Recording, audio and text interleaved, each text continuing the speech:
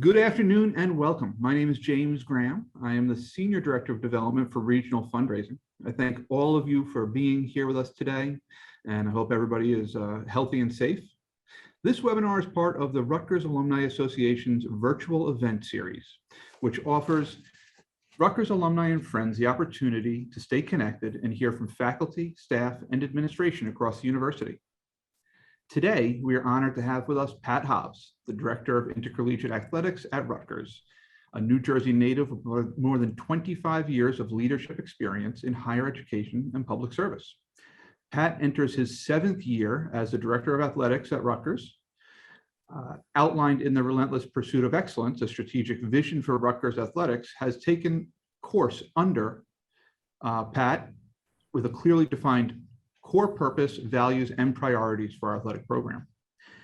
As well, we have Mike O'Neill in his 8th season as head coach of the Rutgers women's soccer program and his 22nd year with the program overall. The longtime New Jersey native served as Scarlet Knights associate head coach from 2004 to 2013, now lending his local and national player expertise at the helm of Rutgers as it competes in the Big Ten Conference and coming off of an amazing season, Coach. Yeah, thank you so much for having me. Also with us is Howard Kaplan, who's we have to thank for helping to kind of put some of this together today. Howard was kind of the impetus behind us getting together. Howard Kaplan is a Harold. Why am I saying Howard? Oh my God, Harold, I'm sorry. So a 1957 Rutgers College graduate. Wow. In 1989, Harold started the Rutgers Club of Central Florida and continues to be on the board as treasurer today. Harold sat on the inaugural board of the Rutgers University Alumni Association and has also been the 1957 class correspondent since he graduated. He hosted golf tournaments in Florida with local alumni and the Rutgers golf teams for 23 years. Harold has been a loyal son of Rutgers since 1996, a member of the Society of 1766, and in 2000 was awarded the Scarlet T Award, as well as Scarlet Oak Meritorious Service Award in 2013. Harold, thank you so much, and I'm going to stop calling you Howard now, I promise. Harold, thank you so much for joining us, and thank you for helping to kind of get this event up and running. So I wanted to just throw it over to you and just thank you for everything that you've done. Well, it was my pleasure to arrange this because I think that alumni, not only, this is only going in the Southeast, but alumni all over, sometimes they don't know enough about what's going on. And I thought my relationship with Pat may facilitate information getting out to people, and they may have questions, and it was a good opportunity to do this. And I hope that, and I thank all of you for working on it and cooperating and getting it done. So I look forward to a nice meeting here, and I again want to thank Pat and Mike O'Neill and yourself for helping us do this. And we feel that hopefully it helps the future of Rutgers with alumni relations. Well, we appreciate you joining us, Harold, and for, like I said, helping to kind of coordinate this. And lucky for us, actually, it's not just Southeast. We actually have some friends out in California joining us as well. So it's two of our largest regional populations with over 20,000 alumni in both states. So we were excited to have Pat and Coach here. So I'm gonna kick off with the opening question to Coach O'Neill. So, Coach, to go along with being possibly the most dominant women's soccer team in Rutgers history on the field, your team produced 21 academic all Big Ten recipients, 13 Dean's List honorees, 4 players with a perfect 4.0 GPA. How are you able to keep your team motivated to pursue such a level of excellence both on and off the field? Well, for us, it starts with bringing in the right people. So we try to recruit. We're very intentional in recruiting. We bring players in of character and talent that have that put a high emphasis and importance on family, education, and soccer.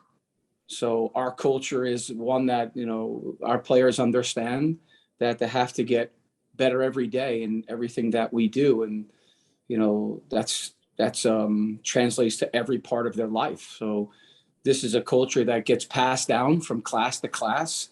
And they come to Rutgers University to get a great education and compete for championships. So I think the thing that's really important to us is that, we have a culture that is that has been built from the players in the past and our current players that understand to be successful, we need to put a hard day's work in. So, we're very intentional in what we do. We have a great academic support, and with Randy Larson, he does a great job. And I'm blessed by having a great staff. But the thing that's important to us is we're very intentional. So we're trying to bring in high performance student athletes. And I think we do a very good job of that.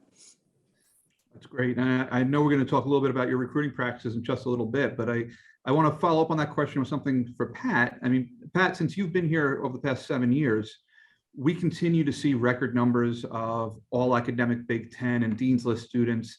And I know that we recently opened the Gary and Barbara Rodkin Academic Success Center. Can you give me some insight into your vision of how all this came about and how we've been able to recruit this caliber of student athlete, not just in women's soccer, but in all of our sports? First, thank you, James, for James and my good friend, Harold Kaplan, down there in Florida. First, I got to give you a little weather report since we've got some Florida folks and we've got some California folks. So it is 46 and incredibly dreary here in New Jersey. I might turn my computer around at one point. You could see it was raining. It was a cold rain most of the day. And I think it's it's close to 80 degrees down there in Florida. And Harold, did you play golf today? I hope you play a little golf today before you get on this call. And then out in LA is 65 and sunny. And so I like that we have this thing that's called Zoom and we've got these WebExes. It's great because we get to do this. But I would so much prefer to be down in Florida at a golf club, sitting outside right now with a little cocktail with all of you, having celebrated my, maybe I could break 100, 94, 95. That'd be pretty good. Or the same out in California. It's always sunny in Philadelphia. In some ways, it's always sunny here in Piscataway and New Brunswick as well, because I get to work with great people like Mike O'Neill and our other coaches. And I'll step back a little bit, James, on that. So I celebrated my 6th anniversary on November 30th, and we're having a good time. So one of the things that I said to our folks, I said, look, if we all work really hard, it's a marathon, but we're going to sprint for the first 5 or 6 years of this. I think together we can write the greatest chapter in Rutgers Athletics history. And there's many, many great moments, obviously, in Rutgers history. But we're going to do it the right way. Because if you're winning, you're not winning the right way, you're really not winning. So we're going to win. And that was a part of, you mentioned the strategic vision and our core values of doing things with integrity, excellence, accountability, and good old Jersey grit, which is what we do. So it starts with leadership. And it's one of the reasons why I love having Mike O'Neill on this call. You have to have the right people in your programs. And, since I've come to Rutgers, in some ways, unfortunately, I've had to change 14 of our 20 head coaches. So that's tough, right? Because you're affecting one family who is sort of no longer representing your program, despite how hard they may have tried. But it's an exciting moment because you're bringing in new leadership to complement the leadership that you already have. I didn't hire Mike. Mike was here when I got here. So our golf coaches, Vivian Stringer, were here. Scotty Goodale was here when I got here. But it starts with leadership. I forget who, I think it was one of the original founders of Johnson & Johnson, one of the Johnsons had said, leadership is cause, all else is effect. And I believe that. So it starts with great leadership.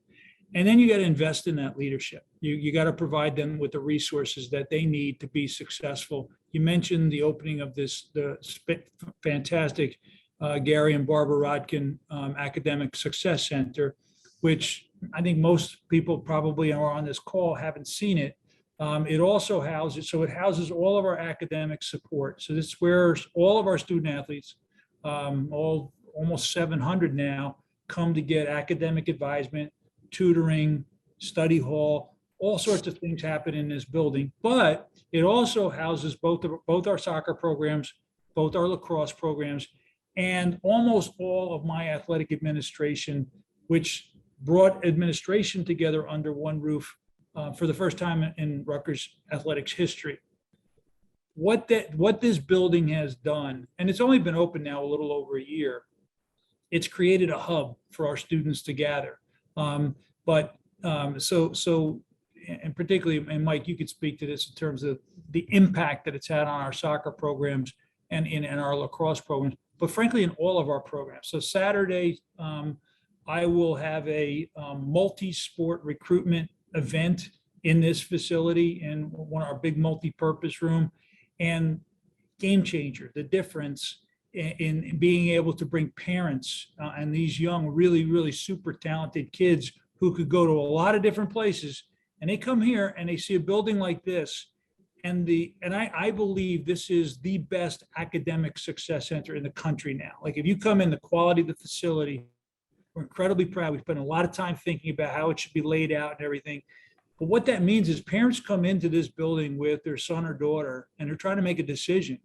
And what they see right away is this place puts academics first, right? They want to win, and they want really talent that can compete at a Big Ten level, but they put academics first because, let's face it, with very few exceptions, they're not going to go on to pro careers. Now, Mike's producing pros a couple of years. He's got 3, I think, this year that he produced. Yeah.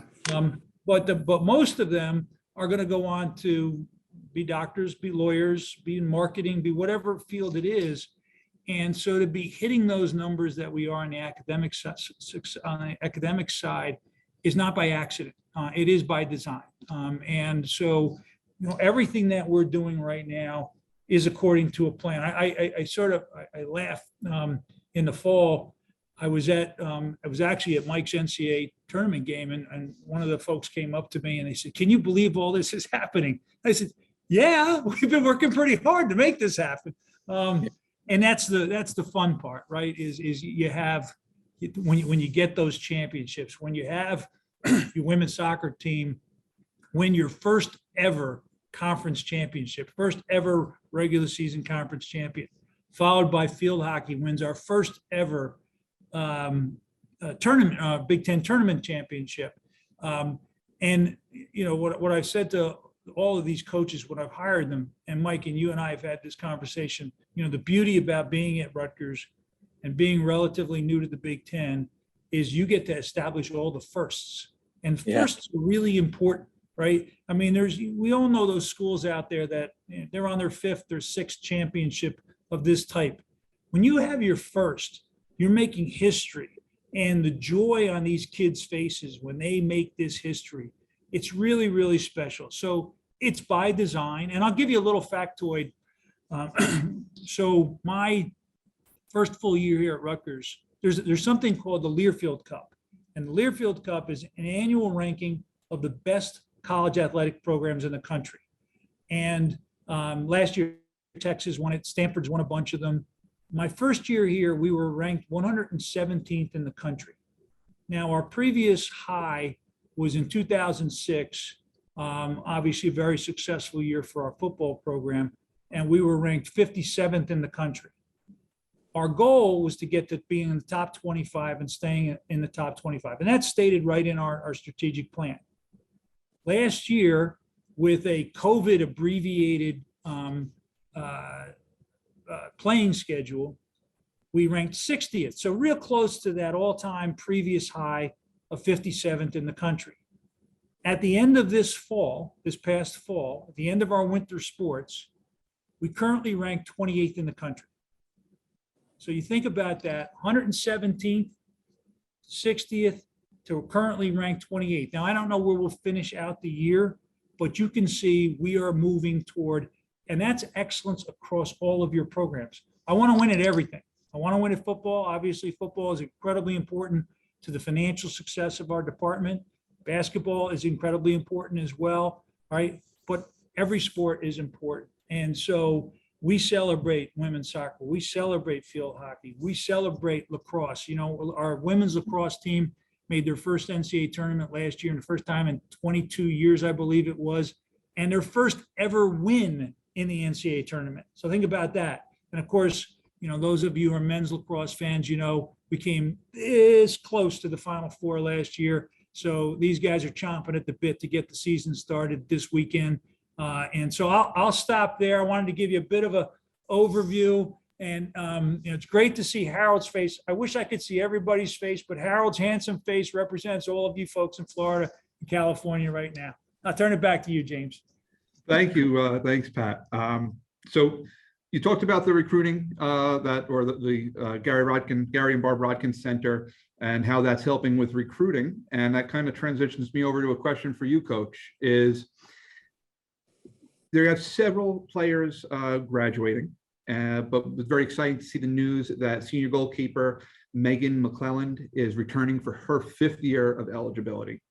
What type of impact does her return have as your team prepares for next season?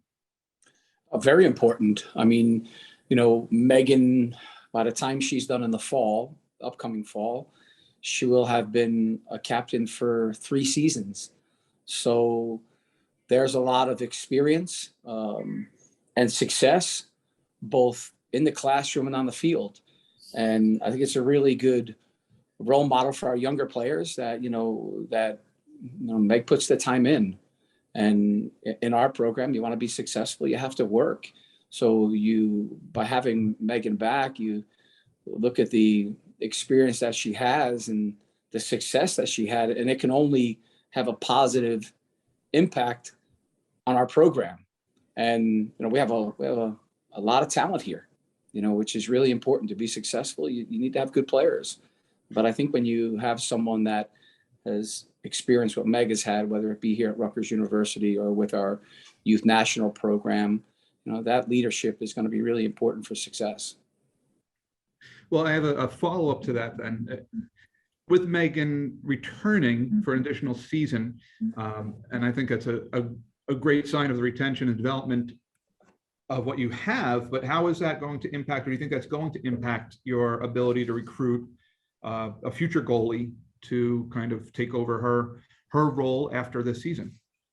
Well, I think that goes, whether it be in the goalkeeping position or any position, to be successful, you need to have depth. So, you know, Meg coming back, we've got, you know, a couple other keepers here. We have an incoming freshman who's a goalkeeper. But what's been created by our goalkeeping coach and the associate head coach here, Lou Jansen, is there's a dynamic amongst them that, you know, we don't over recruit. You know, it's really important for us because we want the players here, to have a really good experience in the classroom and on the field. So, you know, we have 4 goalkeepers. We'll have 4 goalkeepers in the fall, but it still goes back to that experience. Is, you know, we have young goalkeepers, and Meg provides that experience for them. But, you know, that depth and the way they push each other is so important for success. And like, that depth is critical, knock on wood, because, and that would be in that position or any position, because God forbid something were to happen to someone, you don't want it to change your season, you know? So, you know, again, we're very intentional on the players that we bring here, and our expectations are to compete for championships every year. But to do that, you need talent. You can't just have 11 players, because it's a long season. You know, there's a lot on our players being student athletes. So I think that position is no different than any other position. To be successful, you need to have depth. Okay.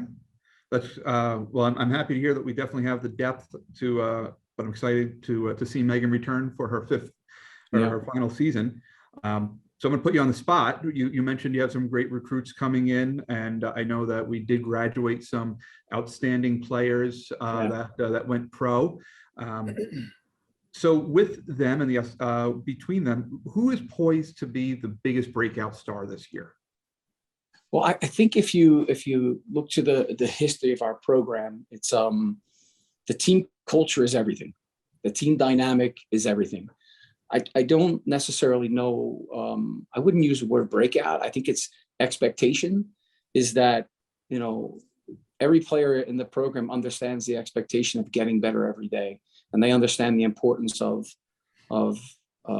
everyone playing at the level that they can for us to be successful. The expectation of the player is what's most important for us to be successful. So I don't think it's a breakout player. I think they all need to break out. They all need to get better. And I think that's what's so important in our success is that, every day the expectation is that, they work and, they push the culture forward. We'll understand what we need to do to be successful on both ends of the field. But for us to be successful, it requires everybody to develop, everybody to have an impact. So, our players, I was telling Pat earlier, is our session today was a great session. Yesterday was good. Today was better. And I'm sure tomorrow will be better than today, because that's the culture that's been built. It's been built by the coaching staff, the players, the alums that have been here in the past. So I don't think it's a breakout person. It's the expectation of everybody to continue to grow and win championships. And, James, I'm going to jump in on that because what Mike said would be echoed by all of our coaches in what I'll refer to sort of as team-dependent sports, right? So you've got wrestling, obviously, and that's an individual out on the mat. And tonight we'll honor at the Rider match in a couple of hours, Sebastian Rivera having his 100th win on the mat. Sebastian obviously transferring to us from Northwestern, but couldn't wait to get to Rutgers and be part of our team. But obviously in a sport like that or a sport like track, you're building toward a team score. So you may have more stars, if you will, right? Although, in soccer, for example, folks might focus on the strikers, right? People like Amir Ali and Riley as well. But, I could tell you, if you win a soccer match 1-0, everybody's happy. The whole team's celebrating. You don't need 5 goals, although we had a lot of scoring. Like it. We like it. We'll take it. But, if Greg Schiano was on this call too, we look at quarterbacks, and obviously everyone's excited about Gavin Wimsatt coming and being part of the team. But without a great offensive line, right? Without the defense, without all the other people, you can't be successful. And that's why you can't recruit to one position. And look at that really sort of heartbreaking loss that we had on Tuesday night at Northwestern in men's basketball. Paul McKay has not been our, first scorer. But that kid really, put it on his shoulders and said, all right, there's some guys struggling a little bit to score tonight, and that might be for a variety of reasons. So I've got to score more. If you ask Paul, what would you rather have, 31 points or 15 assists? He'll take 15 assists every time. And so that's part of our culture, and that is too different, I think. You look at some of these programs, and I'm not going to mention specific programs, but some of these programs that have relied on one and dones in basketball. I'll speak to basketball. And then if you actually go back and see how many of those teams have won championships, you'll be very surprised how few championships people win with stars. You look at what Gonzaga's done in men's basketball of late. They've done it with a team. And team that you develop. And that's the other thing that I love about Mike O'Neill and our programs generally is we develop kids, we develop talents. And Mike is able to say to a young person, you come to Rutgers you really work hard, you compete against really, really good talent every day to earn your minutes out there on the pitch, then you're going to be ready for that next stage if that's what your aspiration is. And so we get excited when you see a 4-star, a 5-star, or whatever. But we love all our kids. Yeah. I have to agree with everything that both of you just said. It's the performance of our teams over the past several years, all of our teams across the board has been outstanding, and they continue to get better. And so I kind of a question that's a little bit for both of you on this one. Mark Hirschhorn has asked, has the past year's performance had a positive impact in recruiting? I know that's a question for you, Coach, but I think that's also a question for you, Pat, in that we're seeing success in all of these sports. So how do you think that has been impacting our ability to recruit some of these bigger name or more impactful, quote unquote, players that we see on all the websites that everybody follows? Mike, you want to start? Yeah, no problem. So yeah, I think as the interest gone up, yeah, we're part of history. I think the education, you come here, you get a great education. That's that's a strong piece of paper. So important. When you come here, we expect to compete and win championships. We do a very good job of producing pros. So when we look at what happens in our environment and what happens in the day-to-day environment, yeah, there's always a lot of interest. But to have the success that we've had this year, first of all, you need to be consistent, right? Because players want to come in, they want to be part of playing for championships, and the development process is all part of it as well. But I think that the interest that we've had here, we have an ID camp that sold out. So yeah, is the interest, is it different? Sure, but I still think the bottom line is that we we'll take anything for granted. We're Rutgers, we work. We get out, we make sure that we, are still doing everything that we have done in the past and more to be successful. And, players are looking for an experience, and you come here, you get a great experience. They're looking at education, they're looking at facilities, they're looking at development, and that'll never change. Does scholarships, does that play a role? Sure it will, but players are trying to, that's why like the success that we've had and what's gone on around here with the Rodkin and Academic Success Center, APC, everything that's happening here, our Miller family soccer complex that's right outside my window here, it's so important because it still goes back to the experience that everybody wants to have and what you're a part of. So for us, the success that we've had, it's recruiting, there more interest, but it still doesn't change things. We still need to work hard and find out where the good players are, and then make sure that they understand what the value of coming to Rutgers University and being part of our family. Yeah, and I'd add, the old expression, success breeds success, right? So, and that's particularly true when you're having success across your programs, as we now are having. That helps. I remember Greg Schiano's first game, well, not first game back, so he came back, and the first game that he brought recruits to in Jersey Mike's Arena was Rutgers Seton Hall a couple years ago. And if you remember that game, yeah. I mean, as Kevin Willard said to me after the game, I could have had 5 NBA players and we weren't going to beat you guys today. And that's sort of, and Greg came up to me at the end of it. He said, when did this happen? And he got excited about it. And one of the things I love about our coaches right now is they're all encouraging others. When a coach has success, that coach is hearing from other coaches, getting a text message of congratulations.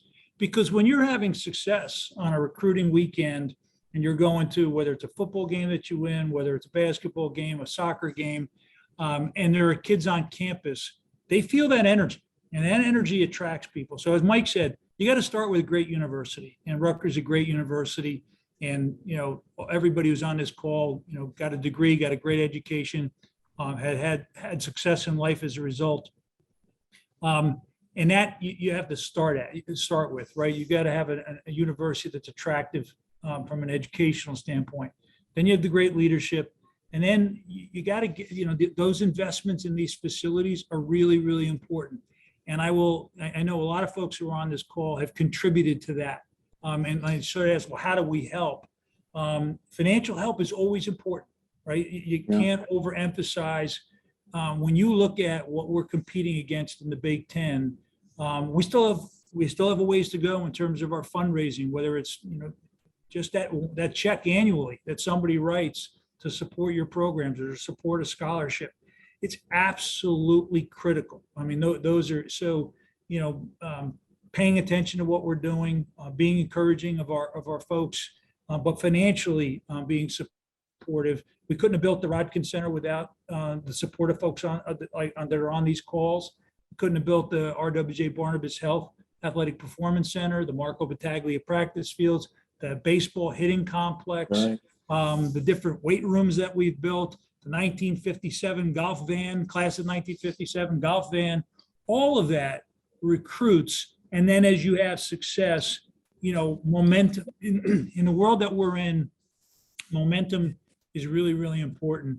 And we've got great momentum right now. And so doubling down on that. And by the way, the markets have been exceptionally good to people this year, with the exception, I think, of today. So if you put some on the side for Rutgers, it's a good time to do it. And I promise you, I will put it to excellent use, and you'll be very happy and proud. James, I want to follow up on a question I saw in the chat. Excuse me. So because I know everybody sort of gets their different stuff online and everything like that, and I saw a question about these articles that have appeared on the Bergen Records part. And there's a narrative that they have, which I think is regrettable because it's wrong. Frankly, it's wrong. So I met with the folks from the Bergen Record for 4 hours some months back, and I answered every question, and we went through literally every detail and what we need to do in order to build our programs and in terms of our finances. And what I said to them is, we don't have an expenditure problem. We're in the bottom third in the conference in terms of spending. And if you do that on a cost of living adjusted basis, we're arguably the lowest expenditure budget in the Big Ten. So we're having this success that we're now having, spending the least amount of money in the Big Ten. All right, we have a revenue issue. And the only way you can solve a revenue issue is by success on the field, whether it's on the football field, whether it's on the basketball courts. And as we build that success, right, that revenue growth is a lag. Those articles were written before we signed the deal with Jersey Mike's. Jersey Mike's obviously thinks something about Rutgers to commit $28 million in the coming years for naming rights. SHI Stadium is naming rights. So we're fixing our financial house. What I object to in some of the narrative was that we were not fully cooperative. We receive, when I tell you, I'm not exaggerating, we receive hundreds of open public records requests, dozens from the Bergen Record. We have answered every single one. What we have not provided them is documents that we don't possess. It's sort of hard for us to give documents that we don't possess. They have asked for proprietary records from the conference. Those are not here at Rutgers. They were told they're not here at Rutgers. They contain proprietary information which affect the ability of the conference to do what it needs to do. So I can't give you records that I don't have. We've been asked to create records that we don't have. We've sometimes done that. The criticism in terms of, well, we're filing things in violation of the NCAA couldn't be further from the truth. The NCAA has a very clear template of how you provide your financial information. All we do is plug that in, and that's exactly what we did. That is audited by KPMG, our outside auditor. It's audited by our inside auditors. So there's no irregularity or we're putting something in a box that doesn't belong in a box. And all of this has been explained but it simply doesn't fit the narrative that's being written there. So I think it's regrettable because I think at a time where our coaches, our student athletes, and my administration are doing everything they possibly can to be successful for Rutgers University and the right way, we continue to get that criticism because it fits somebody else's narrative. We've provided every document on a timely basis. We've answered every open request on a timely basis. We report things the right way. We're getting better as a program, and that's the truth of the matter.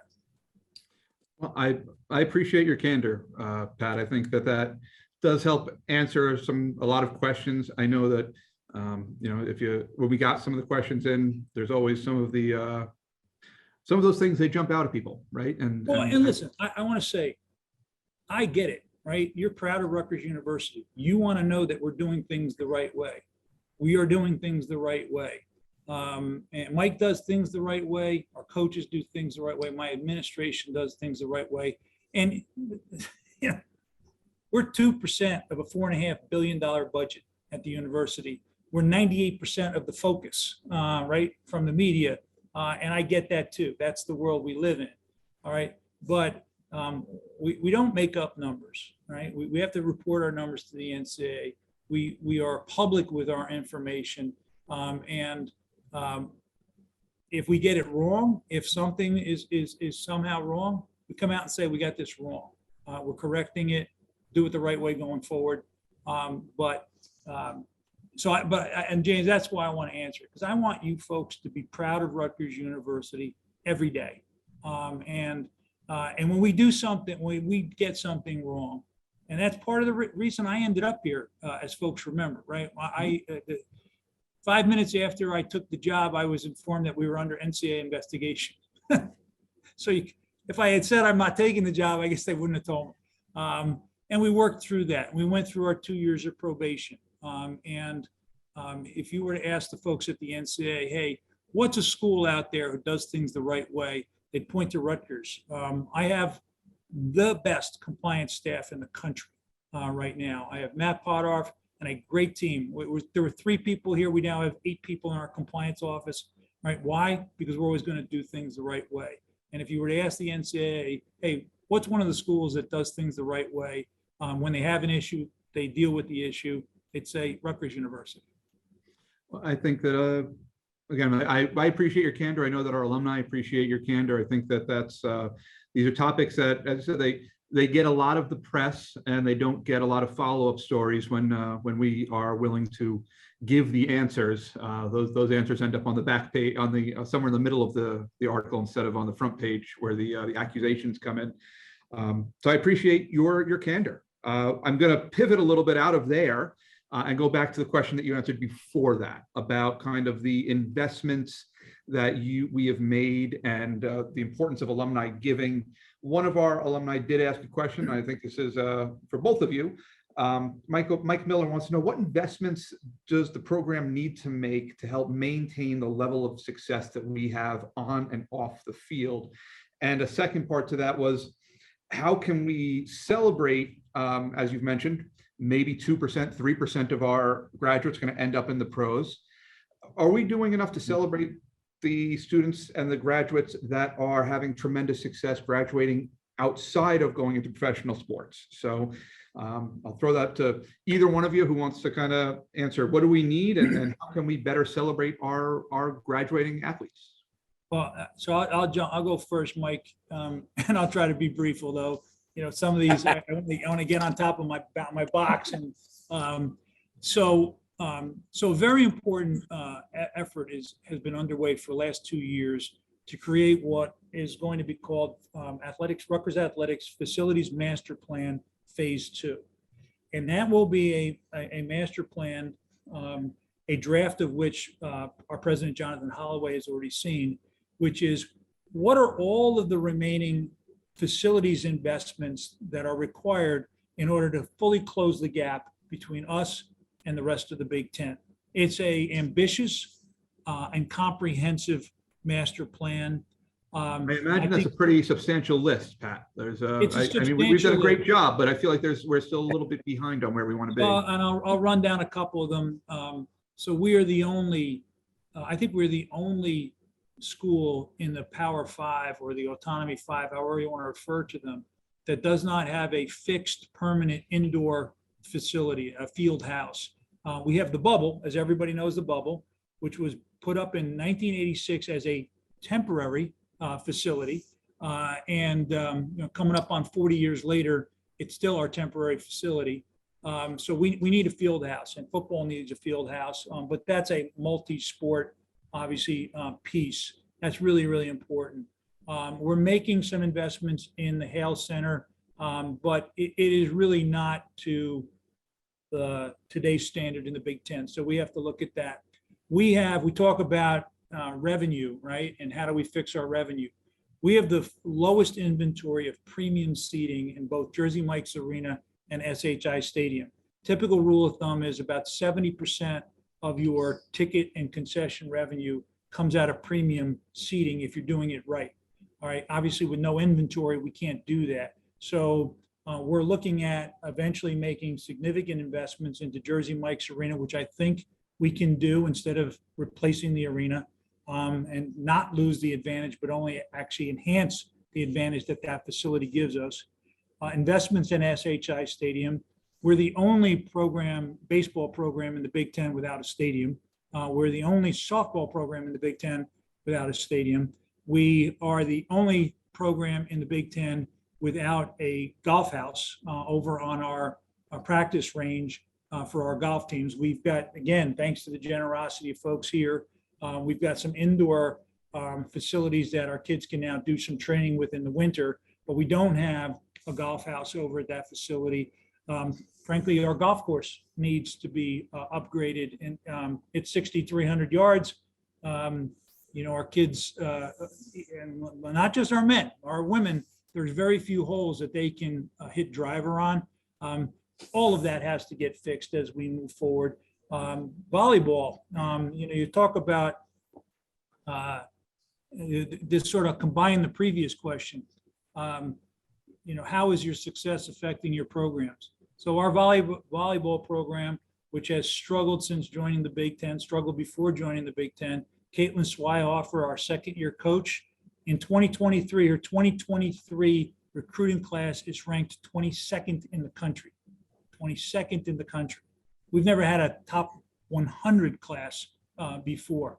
All right, volleyball needs their facilities addressed. Right now, they're playing over in College Ave in the barn. They have to share that facility. We did the first time ever this year, we had our Big Ten matches in Jersey Mike's Arena. It was spectacular. It looked like, hey, we're going to compete in the Big Ten. So that recruiting class is no accident. When you show you're going to play in a real arena, but we need a practice area for our volleyball team as well. So a long way to go. And that's why, if you're getting nervous about the stock market, put some over to the side now for Rutgers, right? You can, continue to play with your alphabet stocks or whatever they're calling those today. Don't take investment advice from me, but just put some on the side for Rutgers. And as I said, I'll use it very wisely. Mike, you want to add to that? Yeah, for us, Pat, it's, we're happy to be part of the master plan. I think that our facilities are some of the top in the country. You talked about the Rockin' Academic Success Center. There's nothing like it. I've been many places, and to have everything that we need in one building to make our student athletes' life just a bit easier and more efficient is so important. Our game facility is one of the best in the country. Our practice field, one of the best in the country. Would there be some other things that we would like? Sure, because we're greedy. That's just we want to have the best. Nothing wrong with that, Coach. You deserve it. Nothing wrong with it. But again, I think that what Pat said earlier is that, we have a really good camaraderie amongst all the programs, and we want to make sure that everybody has success. So whatever our role is in the master plan, we feel really good about it. I think Pat and his staff do an unbelievable job with, taking care of facilities and providing the best opportunity for our student athletes to be successful. So for us, we're we love the resources that we have. And we feel very fortunate. I think the other thing for us is I think we do a really good job of celebrating the successes our players have in the classroom, from promoting our GPA and talking about the opportunities they have for grad school and life after Rutgers, because that's part of the recruiting as well, is that when families come in and, we're talking about the experience that they have here, but what is it going to be like when they leave? That's really important. So we do a good job, I feel, of celebrating the successes of everyone in our program. But again, this is an opportunity for us to, for me as the head coach, take a step back and figure out ways to do more of it. So again, we're thankful, and I think that's sometimes that's the hardest part of being a head coach, is just expressing to everybody how thankful we are, to have the resources that we do. And I think it's we're fortunate in our program. I feel that we have the best. I do. From academics to strength and conditioning to athletic trainers, to compliance, to facilities and operation. And I think we do a really good job with everybody that is part of our program, making it personal so that they feel that they're a part of our success. And I think when it comes to support from our donors, I don't think it's any different. And I think it's really important because we want it to be personal. We want them to want to be involved in our success. And I still believe in the more the merrier. And when you're doing things right, like Pat talks about, that's the way it is. But to be successful, we need for it to be personal. And to be successful, we need everybody involved. That's the love, that's the passion for Rutgers. That's making a difference. And, for us, again, we feel very fortunate, and we are extremely thankful, so again, to be successful, we need all of you. So thank you. Yeah, and James, I want to add, because I on the second part of that question was, do we do enough to celebrate some of the other success of our student athletes? And my answer, the short answer would be, you can never do enough. But it takes resources to do that too, right? We have over 700 student athletes. We are doing record numbers in terms of academic all Big Tens.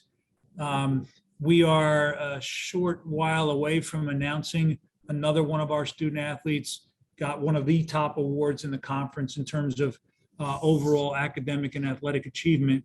And we'll promote that. We have a small team of videographers and communications folks. They're working nonstop trying to put together promotions. I know we were talking on our call earlier this morning. They're taking videos all this week of kids, different kind of successes and achievements. One thing that's coming, this is not so much external as much as internal encouragement, is there's a wall in the Rodkin Center, which we're going to create a video board wall. And after every semester, all those who got academic Big Ten or any sort of academic achievement, they're going to be up there on that board. And the nice thing about it being a video board is it's going to be constantly adjustable. So as folks come in and say, man, my name's not up on that board, it's going to be on that board next semester, we can do that and can adjust it. And it's, look, so many of our kids too are doing things that it may be in the community, maybe volunteering at Elijah's Promise, one of the sort of soup kitchens here in New Brunswick. And a lot of them don't ask to be celebrated. Frankly, they're proud to do it, and they're sort of humble to do it. But we try to promote, social media is sort of taken over, and it's a big recruitment tool. So, Mike's group has done a great job when they got the all conferences, and I think, I don't know, we won all but maybe one award that was conference awards. We had best defensive player, best striker, best goalie, best everybody. Yeah. One of the nice things that soccer did was it sort of celebrated that as a group, but it also made sure that it followed it with individual recognition out there on social media. And that means the world to the kid, but it also means the world to the families as well. And James, we're not going to be successful here without the support staff. Like everybody plays a role, and everybody's role is so important for the success of a team or the success of the university. And I feel that we have the best. I really do. But I think it starts with the top. I think what Pat and his staff has done and the environment that they've created is so important for the day-to-day success of all the programs. It's, I need something, I go to Pat, he'll do whatever he can to help us and support us. And that's just not women's soccer. That's all the programs. But I think it starts from the top, and, we're fortunate, and I know I'm fortunate to be able to be at Rutgers University and work under Pat's leadership. I know that I started here a few months before Pat did, so I have a little bit of an experience of pre-Pat athletics to where athletics is today, and it has been an unbelievable increase in the achievements that we've seen in the past 6 years. Pat, you deserve a round of applause for everything that you've done.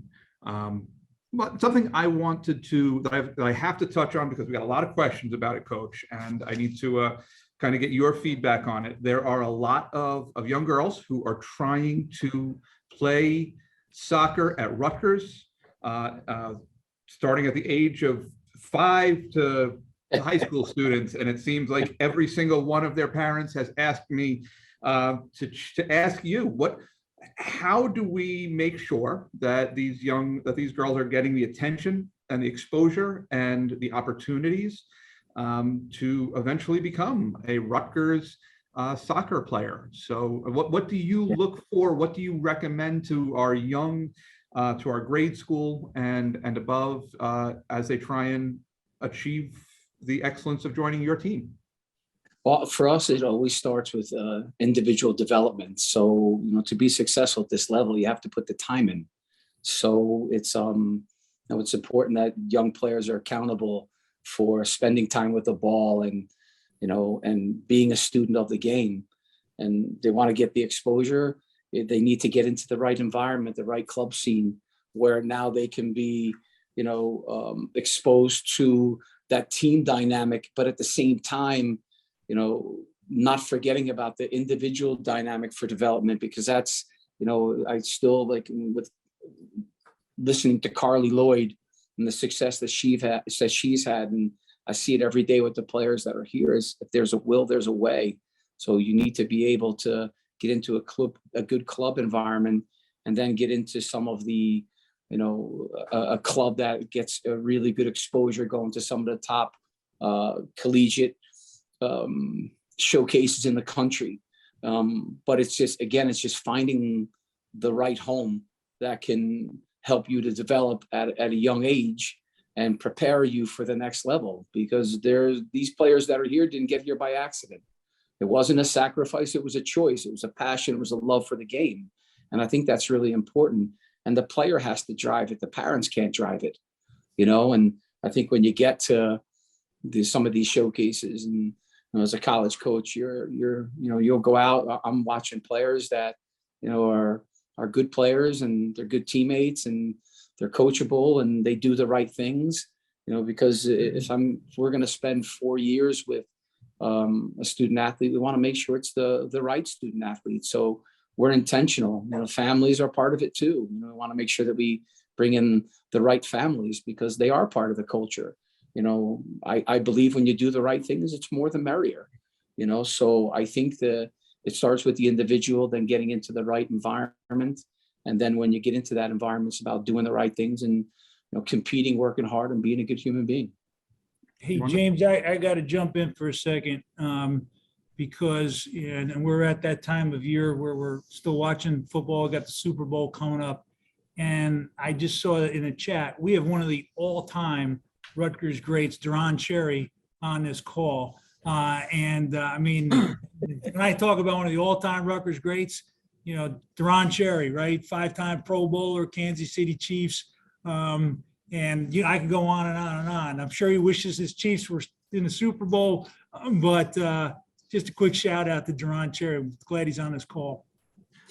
Well, I want to thank everybody for joining us. We're coming towards the end, and as always, I want to provide Coach and Pat just about a minute each to kind of tell us what we should expect over the next few months and what are the alumni who've joined us today can do to help us get there. So, Coach, you want to go first? Yeah, for us, it's, we started ring chasing 2 weeks ago. So we're back at it and we know what we're competing for. And I think the thing that's really important is that, they're coming in to get better and to be successful. They know what they're chasing. And I think to have that purpose is really important. Academic component for us is we do very well in the classroom, so we find a really good balance of education and soccer. But, we've started again in both on and off the field to raise the bar, so for us, the expectations are always going to be high. We expect to compete for championships and win championships every year. But I think what we said earlier is that, we want it to be personal. We want everybody to be involved because we are not going to have the success that we need to have without you, plain and simple. So it's one for us is getting involved and being part of Rutgers passion and Rutgers Nation and wanting to see all the programs do well. And that's when it's doing well and when it needs to get a little bit better. Because that's the challenge, every day. And like Pat said, and talks about it all the time, today was a good day. It was better than yesterday. And tomorrow is going to be better than today because that's what we're doing. We're writing the greatest chapter. And we want everybody to be involved in that. But to be successful, we need you. And we're extremely thankful. Well, Coach, I can't wait until next year when we're doing this and you can show off your national championship ring. But Pat, you get the last word, sir. Sure. Well, I'm going to give Harold the last word. So what to look forward as ahead? We're climbing a mountain, right? We're doing it the right way. We're doing it with good old Jersey grit. No mountain has ever been climbed straight up, right? You're going to have your setbacks, but with every sort of step back or two, you keep going up. And we've got great leadership in all our programs. Really excited about both what men's and women's lacrosse can do this spring. The men's team in particular has very, very high expectations of what they're going to do this year. When you see what Steve Owens and Kristen Butler are going to do with our baseball and softball programs, you're going to be really, really proud. And they may be a year or two away, but we're coming. There was a time here where I used to hear on the New York radio that Rutgers, why did Rutgers join the Big Ten? They don't belong in the Big Ten. Nobody's saying that anymore. Excuse me. We belong in the Big Ten. We intend to compete. We intend to win championships. I know that Greg's going to take us to a Rose Bowl. That's our goal in football. And his goal is a national championship. I love that, but I want to go to a Rose Bowl. I want Rutgers, and I want everybody on this call going out to the Rose Bowl with me. So just keep fighting hard, and thank you. As Mike said, thank you. Your support, whether it is just running into people in the supermarket, wear your block R proudly. People say, you went to Rutgers? You say, and they say, hey, I went to Rutgers too. We'll ask them where their block R is. Tell them to wear the block R, wear it proudly. And if they're somebody who has not thought about supporting us financially, you tell them you wrote your check. You guys need to send Rutgers a little check, even if it's starting small and getting bigger. We put it to good use. And Harold can tell you. So maybe Harold, you're down there in that 80-degree weather, and I'm about to walk out into the freezing rain here. So you have the last word. Well, I just want to say that Rutgers has always been a great university. And, Rome wasn't built in a day, but our athletics have come a long way in a short period of time. And I think that is attributed to the leadership you see today, number one. And number two, alumni getting behind these teams and these efforts, both in a financial way and other ways. And I think it's important. We tried to do our particular class, not only have that bus, but we also had the golf training facility that took us about almost 10 years to get done. But it got done, and it's helped the golf team quite a bit. And that's our goal, is to make Rutgers the best. And we can all do it by contributing one way or another. And I want to thank you guys today for the program. And I hope we do get to do it next year again, or maybe even sooner. Thanks again. And thank you, Harold. And I just, Florida. James, I want to say thank you to James. And so take his call when he calls you, and Shelley Horn's also on this. Take her call. And Mike and I hope to see you folks in person, maybe in Florida and California. But if you're going to come up to Jersey, come up in the summer. It's not all that nice right now. We'll get you down. We'll get you down to Florida. Have a great day, everybody. Thank you again, Thank you. Pat. Thanks, Coach. Thank you, Thank you, everybody. Harold.